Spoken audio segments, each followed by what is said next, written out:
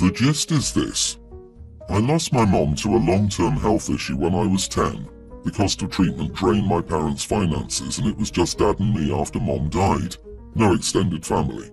Dad started dating when I was 12 and he met Jane. After a few months he told me her son had a form of brain cancer and was very sick and that they were getting married and he would be helping to take care of her son. We went from 2 in a tiny 2-bedroom house to 4 in a tiny 2-bedroom house and me having to share my room with a terminally ill toddler I didn't know. We had to make so many changes. No more takeout, which was a once-a-month treat before that. I had to stop my only extracurricular activity. No friends were over because the noise bothered him. No space was just mine. No extra money for celebrating birthdays and Christmas. When I was 15, Dad and I got into a huge argument because I was never home and always said no to helping Jane take care of her son. When I told him how much I hated the situation, he looked me in the eye and told me to grow up. He also told me that I was old enough to understand that life wasn't always easy or fun and that a rougher life could build character. He told me we grew our family, which was a good thing, and one of the consequences of that sometimes is having less, but it was worth it for the extra love. I told him that was BS. He told me I was not his whole life and would not stop doing what he wanted to do because of me. Then he told me to never say anything negative about his stepson because he was a kid and didn't need to know I resented him for being sick. After that talk, I was even more distant and left when I was 17, right after graduation, and couch surfed until I went to college. I graduated high school at 17 and turned 18 that October. I didn't stay in touch. Then, when I was 19, I heard that my dad's stepson had died. In college, I met my wife and we got married this past June. Then, in November, my dad showed up and told me he wanted to talk. I shut the door in his face. After that, he kept showing up where I was to talk. After getting annoyed with him, I agreed to meet him for a coffee. He told me how he ended up divorced from Jane and how his stepson had died, and he looked disappointed when he learned I knew. He told me he'd been struggling a lot and hoped I could help him out. I laughed in his face and told him he had some nerve. He mentioned how he'd spent a lot of money in finding me and wanted us to repair things, but he also needed my help. I told him no way. He became angry and told me he was my dad and was always there for me and I owed him. I told him I owed him nothing, and I threw most of his words back in his face, including that he needed to grow up and that he was not my whole life and would not stop me from doing what I wanted. It became a scene. He told me that I should have grown more compassionate at my age. Am I the idiot? Not the idiot. Your dad sacrificed you so that he could get laid. And as things turned out, the family he created wasn't all that real after all. Instead, he was just a patsy to help take care of a sick kid. You owe him nothing. The wife probably left as soon as her son was buried.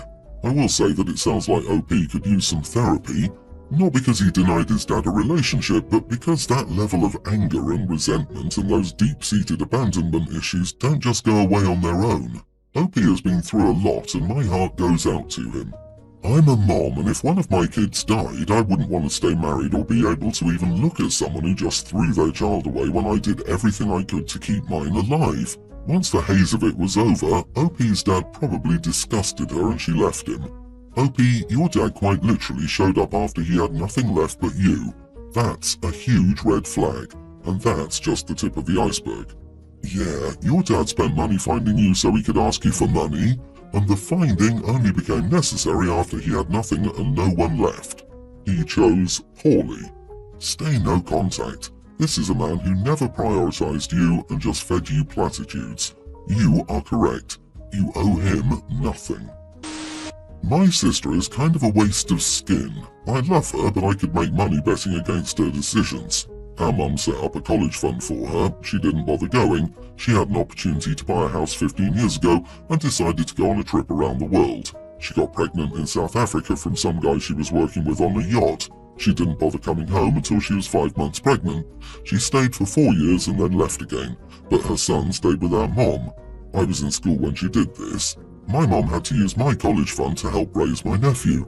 I got financial aid and completed college with only about $30,000 in loans. I moved out and moved to another city. I love my mom, but that kid is out of control and not my problem. My mother has recently been diagnosed with a condition that means she will very soon be unable to care for herself, much less my nephew. She called me to ask if I would be willing to accept guardianship of my nephew. I very politely said, heck no. No one else in the family is willing to take him either. The kid has burned a lot of bridges, at least one literally at my uncle's ranch. My mom is worried that he will end up in foster care. I'm still bitter about going into debt because of my sister's decisions and my mom's coddling her. I know the kid needs counselling and I love him, but I just can't find it in myself to provide that. I have a pretty great life and I'm not interested in throwing a wrench into the gears. I've reached out to my sister who's working in South America. She says she's getting her life together and cannot return now. My mom is telling me how important family is. She says she understands why I feel like I do, but she's still disappointed with me. My sister says I'm an idiot for not helping her and her son. Contributing my college funds against my will was enough. I could afford to take on the kid. If I get legal guardianship, I could put him on my health insurance and maybe get him counselling. But I'm just not interested in turning my life upside down. Not the idiot, and your sister can go kick rocks. Imagine the bloody cheek in abandoning your kid, then saying someone else is an idiot for not taking the kid in. I mean, the kid's mother is living, breathing and working. That OP's mom would literally try to cause OP more pain than make the sister pick up her own damn responsibility is insane. Honestly, I cannot even wrap my head around that. It's not like this kid is an orphan. His mother is alive and well, living in another country, and actively choosing not to come back and care for her own child in the wake of her mother's illness.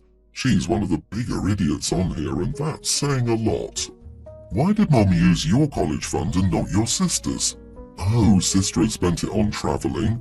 So your sister is the failure and the one dumping him in the system, not you. Your mom is an idiot for guilt-tripping you for not taking responsibility for a child who has his own mother and father and using how important family is while your sister doesn't give a damn. I feel awfully sorry for the kid, but don't take him in if you don't want to. It would make you unhappy as well as him. My ex-wife Emma and my wife Lara were pregnant around the same time. Lara was about 10 weeks ahead of Emma.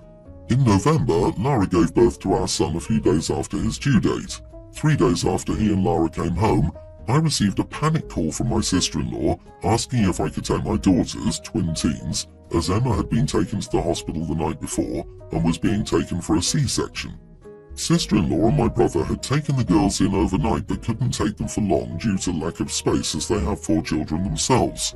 Sister-in-law said that Emma was looking at a minimum of 5 days in the hospital and then the baby would need to stay in the hospital for a while.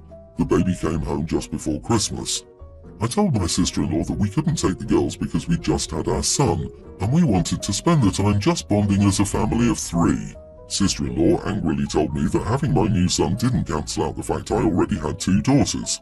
I apologized and told her that I couldn't take them in right now, but I would send her some money to help out while they have the girls. If we hadn't just brought him home, I would have taken the girls in, but Lara and I had already decided that we didn't want any guests for the first weeks, and I told Emma this. While Emma was in the hospital, the girls stayed with sister-in-law and my brother another night before they went to stay with Emma's husband's parents. While the baby was in the hospital, because Emma and her husband were spending most of their time in the hospital, they were cared for a lot by Emma's in-laws, or my sister-in-law and brother. After a week or so, Lara and I offered to take the girls, but they told us they didn't want to stay because we were more focused on our son. It did feel like they were just parroting what they'd heard from the adults around them, though admittedly with the sleepless nights I did forget some things, such as the video call with the girls. After the baby came home and everything settled down with Emma, she sent me a long email in the middle of the night explaining that she was disappointed in my actions and thought that I would see this as a medical emergency and I wouldn't need to be asked to take them in. I told her that we just had a son and I had to think about his needs, especially when there were plenty of people around them to care for them. Emma's told me that any communication is to go through the lawyer because she's fed up dealing with me and will take me to court to get full custody instead of 50-50. I didn't think it was unreasonable to not take them in given we just had a baby. Lara wants me to fix it as we can't afford my child maintenance more than doubling if Emma gets full custody. Am I the idiot for not taking my daughters in? Edit. My sister-in-law and brother live in a small 3-bedroomed house. Having my daughters there also meant that they were struggling more than usual for space. I don't blame them for not being able to take them full time, however they are saving up for a bigger house. Don't get me wrong, I love my daughters. I cherish the time I get with them. If I lost custody, I know Emma wouldn't allow me to see them. When we divorced, she wanted full custody, but I fought for 50-50. She was angry about the divorce. Excuse me, we wanted to spend the time just bonding as a family of 3. But you're a family of 5. You are the idiot, OP. I call that too. He flat out said that his own daughters are not his nuclear family. He referred to his own kids as guests. He also literally forgot about them for 2 weeks. His children were already scared because Mom gave birth 9 weeks early. He is such an idiot. The sheer audacity of the man. Why did he even want 50-50 custody if he only ever intended to be a fair-weather father? I gasped and fell off my chair at guests. I would bet $1 million that this man has referred to caring for his own children as babysitting. Facepalm. You and your new wife are such idiots that I can't even begin to tell you all the reasons. Yep. The only reason Lara wants to fix it is that it will cost them money, taken directly from her child. She was perfectly fine for not letting them come for a week, but when Emma rightfully decided to go for full custody, and the ramifications of their actions were going to cost them financially, all of a sudden, it needed to be fixed.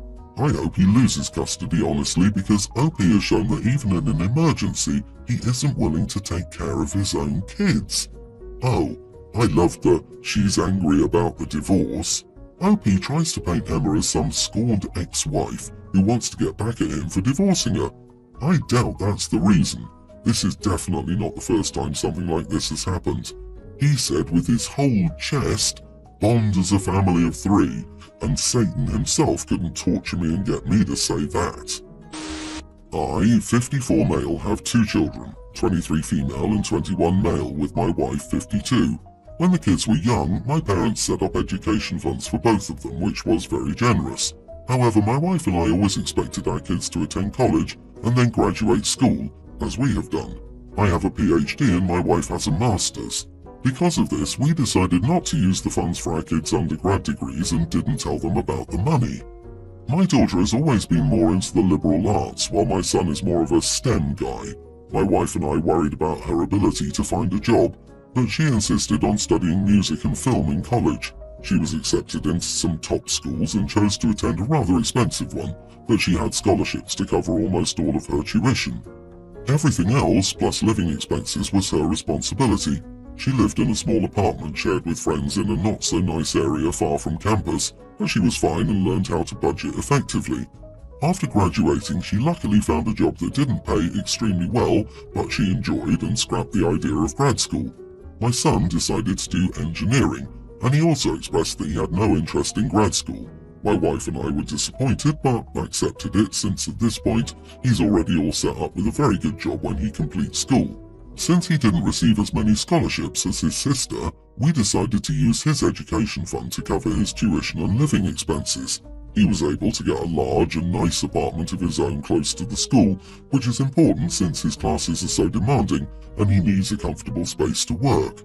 My daughter was confused and asked how he could afford this, and he told her about the education fund. She called us and asked why she didn't have one, and we told her she did, we just didn't use it because we hoped she would attend grad school. She seemed hurt by this and asked if there was any way she could have the money now. We explained that there would be a fee to simply withdraw the money for non-education uses, and if we chose to do that, it would belong to her grandparents so they could put it towards their own use. She's been quiet and short when answering our texts, and hasn't answered our calls at all since then. I know that it seems unfair to her, but it's not really her money in the first place, and she's no longer in college. Plus, her brother only received it for educational purposes, and it wouldn't be right for her to just have it to spend now. Am I the idiot? You are the idiot, and I'm surprised between your PhD and master's degrees you couldn't figure that out. Goes to show that no matter how fancy of a degree you have, when you have room temperature IQ, you have room temperature IQ. So let me get this right. Your daughter attended college and had a scholarship. Your son attended college with no scholarship. You chose to not let your daughter use her college fund for everything that her scholarship didn't cover, and you let your son use his for everything. The college fund, you said, wasn't even her money, but it isn't yours either. What exactly do you plan to do with her college money? Probably give it to their son for a down payment on a house or something, because his house needs to be close to his STEM job, but the daughter can live in a dump because she needs to learn to live as a struggling artist and musician. OP, at this point you need to grovel unless you want to lose your daughter forever. First, you need to apologise for substituting your judgment on the best way to use the funds for your daughter's judgment. You need to make amends. Then you need to circle back and see what your parents' bequest terms were. And don't even get me started on favouritism. You used the funds for your son to enjoy a cushy life during his undergraduate studies but didn't do the same for your little girl? Really? Seriously? If there was any doubt, you are the idiot, truly and completely. Update. Am I the idiot for not giving my daughter her education fund money? I understand the consensus is that my wife and I are the idiots. I texted my daughter to ask if she wanted us to withdraw the money for her and what she wanted to do. This was her response. I don't care. Maybe they can transfer it to other grandkid who is a kindergartner if the fee is seriously too much. I don't know about grad school. I haven't thought about it much recently. If I do apply, it wouldn't be for another couple of years, and I haven't been counting on having any financial help in the first place, so it really doesn't even matter. Thanks for asking though. My wife and I are discussing our daughter's response and our next actions to resolve this situation. For context, my wife has always had a strained relationship with my daughter and didn't approve of many of her life choices. She believes we should take our daughter's words at face value and assume she no longer wants the money. From some of the responses here, I fear that my daughter's response was out of resentment, and I suggested taking out as much money as her brother was given, so at least they received the same amount. She could use it responsibly towards rent, groceries, transportation, etc., or in some other way to further her career, so it would still be used for educational purposes. My wife is firm in her opinion, and we will continue discussing it tomorrow. Many have asked about where my parents stand on this. At this point, they're not mentally aware enough to really participate in the discussion. They didn't know about our grad school stipulation and thought it was fine. They also knew that we took out some money for our son once we were confident he wasn't pursuing an advanced degree and were okay with that. They said it was our decision as parents what to do with our daughter's fund and they would support whatever we decided for her. It wouldn't be useful to ask them what to do with it now, but I've always said that whatever is unused will go back into their care.